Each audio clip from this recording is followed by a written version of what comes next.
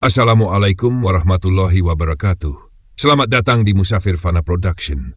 Di sini kita akan menyimak kisah-kisah inspiratif Islami yang penuh hikmah dan pelajaran hidup yang diambil dari berbagai sumber terpercaya. Semoga setiap kisah yang disajikan dapat menginspirasi, memperkuat iman, dan menjadi bekal dalam perjalanan hidup kita. Selamat menyaksikan. Umar bin Khattab radhiyallahu anhu pernah melihat ada dua orang kembar. Persis wajahnya, postur tubuhnya. Kemudian Umar mengatakan, sungguh saya belum pernah lihat keajaiban seperti hari ini. Ada kembar yang juga belum pernah saya lihat kemiripan yang seperti ini. Maka rupanya orang ini mendengar perkataan Umar radhiyallahu anhu di masa khilafah beliau. Lalu dia mengatakan, wahai Amir Mukminin, ini yang di sebelah saya bukan kembar saya tapi anak saya. Maka Umar makin heran lalu mengatakan, ini sungguh lebih mengagumkan lagi. Biasanya kalau kembar itu pasti adik kakak. Tapi ini ayah sama anak. Berarti ayahnya sangat awet muda gitu kan. Lalu kemudian kata Umar, sungguh mengagumkan.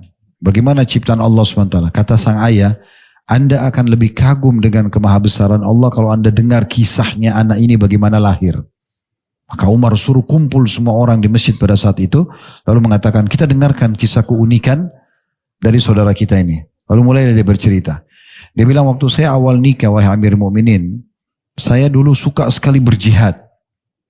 Waktu awal saya baru nikah, istri saya kebetulan lagi hamil anak ini, masih awal nikah, saya terpanggil untuk jihad dan ada kesempatan untuk itu.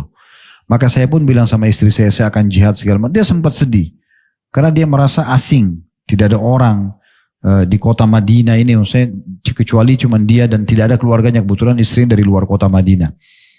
Namun saya bilang, tenang saja, saya sedang beribadah. Kalau ajal datang memang sudah meninggal di medan jihad ataupun bukan. Dan saya akan memohon kepada Allah SWT, semoga Allah menjaga bayi kita.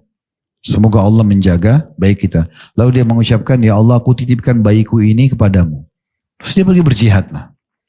Ringkas cerita, setelah sekian lama dia berjihad tidak disebutkan, dia pulang ke kota Madinah dan dia cari istrinya, sudah tidak ada.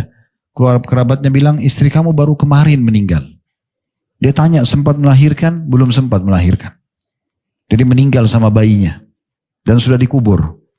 Dia bilang sama kerabatnya, tolong antar saya ke kuburan istri saya. Waktu itu kebetulan malam hari.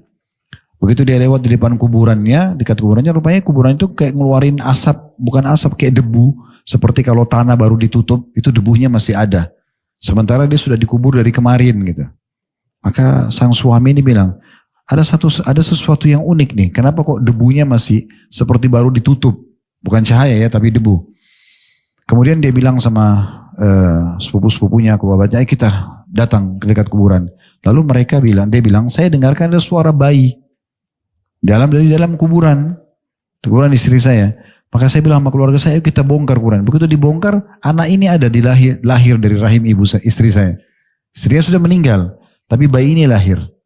Dan saya mendengarkan suara, ambillah apa yang sudah kau titipkan pada Allah.